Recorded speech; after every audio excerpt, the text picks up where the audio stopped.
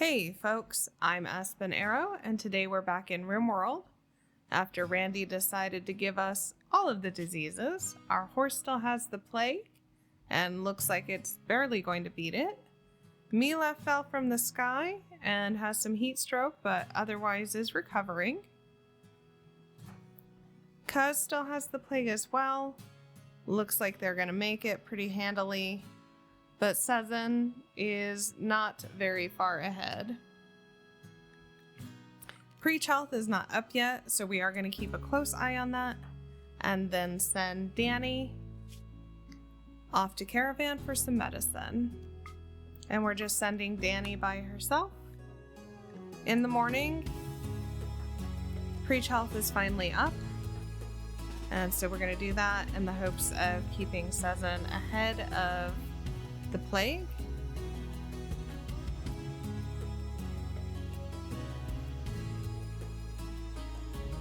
And then let them get back to bed after some pemmican.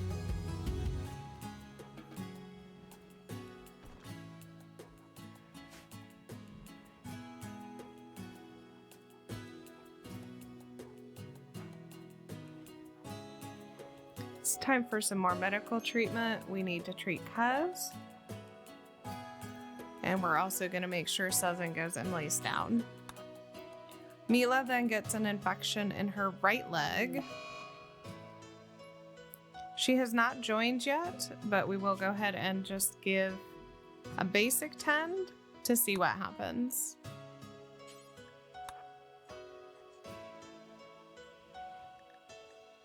Can see that Cuz is pretty far ahead, so we're going to go ahead and turn off herbal medicine to try and preserve what we have. And you can see we got a pretty awful tend on Mila.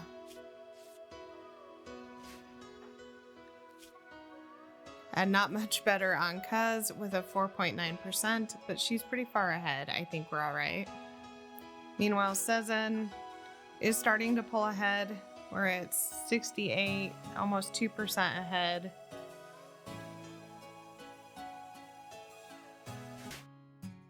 And Danny arrives for some trading. We're gonna drop off what little we have, grab 4 medicine, and buy Danny some chocolate and a meal for her way home. Back at the colony, they decide to have a party without her. It's not very nice, poor Danny. I think that will be a general theme of today's episode is Danny's not having a great time.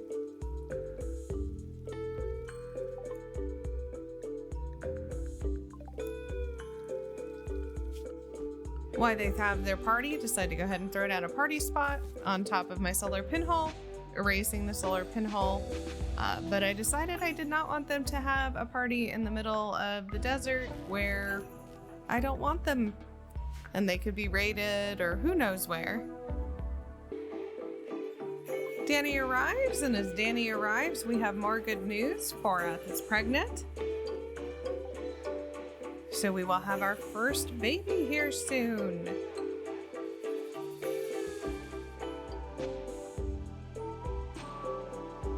And it's time to give Mila another tend, who, as you can see, is not beating their infection. But we'll have Forath tend. And then go ahead and strip Mila's clothes in case we need them. She's not doing great. In the morning, Mila decides to join. After we didn't provide her very good medical care and took her clothes, you can see her infection is extreme. She's 12% behind. And even if we get another tend, it's very unlikely that she would survive that infection. She has some pretty good things we need, like plants and medicine. So after debating it and debating it some more, I decided to go ahead and try an amputation and see if Forath is able to save her.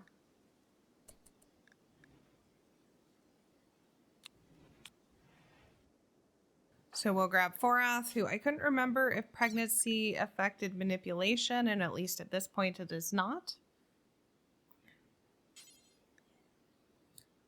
So we'll have her operate on Mila, amputate that leg. And if Mila survives, both of our baseliners will be mobility impaired, as Danny also has a prosthetic leg. I didn't anticipate this surgery to succeed given Forath's medical skill, but we are able to save Danny's life, remove the leg, and Forath gains a level in medical up to level 5. So I guess Mila's joined us. As we continue through the day, Mila's finally up and about, able to put her clothes back on. Also have her grab a bow, though she is not a good shooter.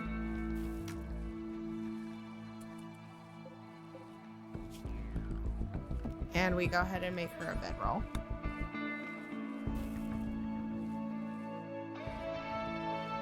Everyone gets a bedroll this time, as we are not making any progress on research. And you can see here, she's got her ped leg. She's starting to get some heat stroke again, but she's gonna survive. Her and Danny both struggling with the temperatures, but we're starting to expand the base a little. And in the evening, we send out our 2 hunters to hunt an iguana.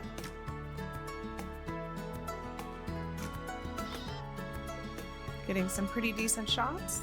And there are also some camels or dromedaries on the map, so we'll go over and get those hunted.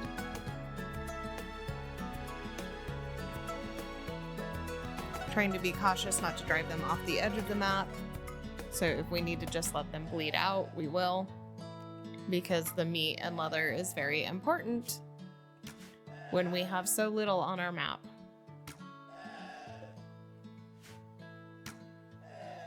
And a few more shots, and the camel is downed. So we'll send Sezen over to hunt the the dromedary, and Haz doesn't have to pick up the iguana. As we continue into the evening, the iguana gave us enough reptile leather to make our last bedroll. So our married couple will finally get off the floor. You can see that Danny is moving really slowly and is having a hard time, but continues to be a trooper, cutting those stone blocks. We do have a small room with concrete to move research and a small hospital. We're making a small room for our temple, and then the bigger room for production and storage. And you can see here Danny is up to serious heat stroke, as is Mila. So I have gone ahead and thrown down a passive cooler temporarily in the hopes that we can get that down for them. In the morning, Mila's heat stroke is better. She's down to just a bruise, but Danny continues to have serious heat stroke. So I limited her to inside in the hopes that we could work on getting that down.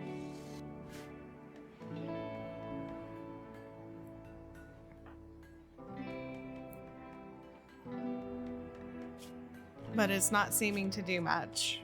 You can see her comfortable temperature is only to 82 degrees Fahrenheit.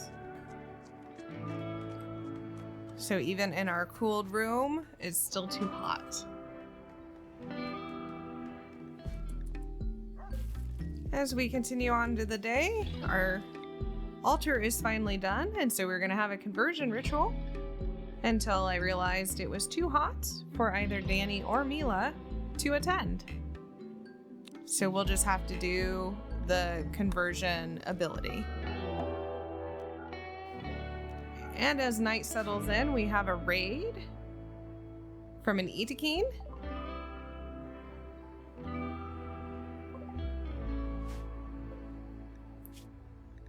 No health issues.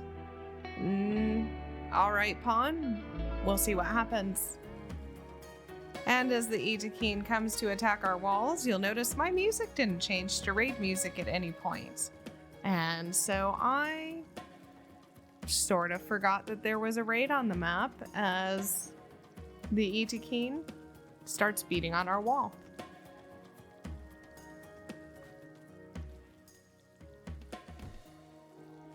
And continues to beat on the wall while I just totally forget for a while that we were being raided.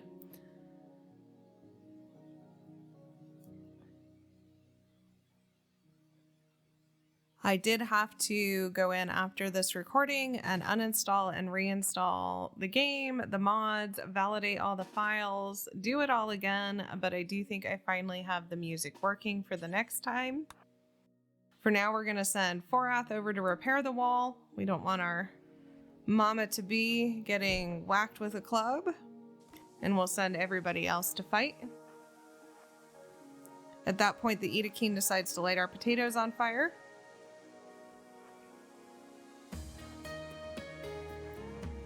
And I put the wrong people in the front, using our archers to kite instead of our melee attackers.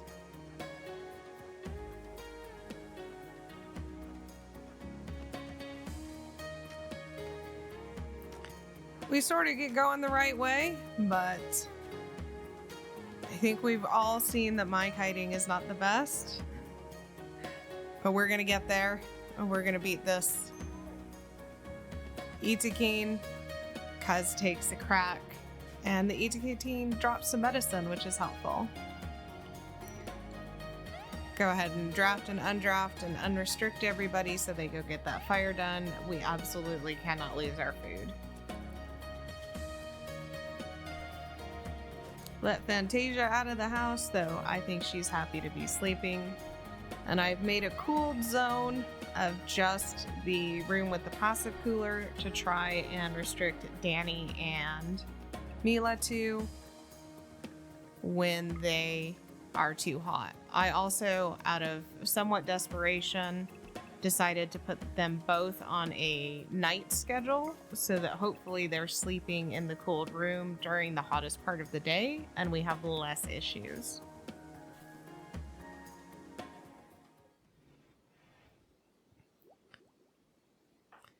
In the morning, Kuz puts on a new set of camel hide tribal wear that I had actually made to put on Mila or Danny, but that's all right. We'll put Mila in Kuz's old gear. And you can see her temperature for safety goes from 85. And when she gets the tribal wear on, up to 97. And her clothing was a little more, was cloth rather than sheep's wool. So we're also going to switch Danny over to Mila's old clothes. And you can see here in just a minute that Danny is a little safer temperature-wise, but still not good. I think we're going to need some more tribal wear. And as we get that all settled, we have a mad iguana coming at us from the bottom of the map.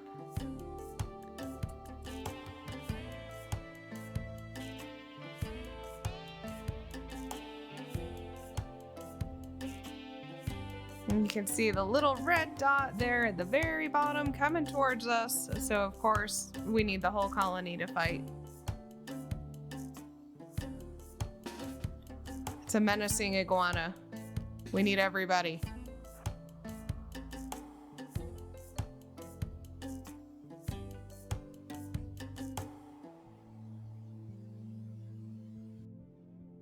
And it's coming to get us.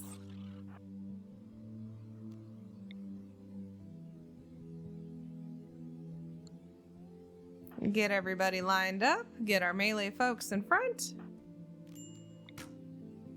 Miss the first volley as the menacing iguana comes closer and closer. I misjudge, and we end up in hand-to-hand combat. The iguana taking far more hits than I thought it would.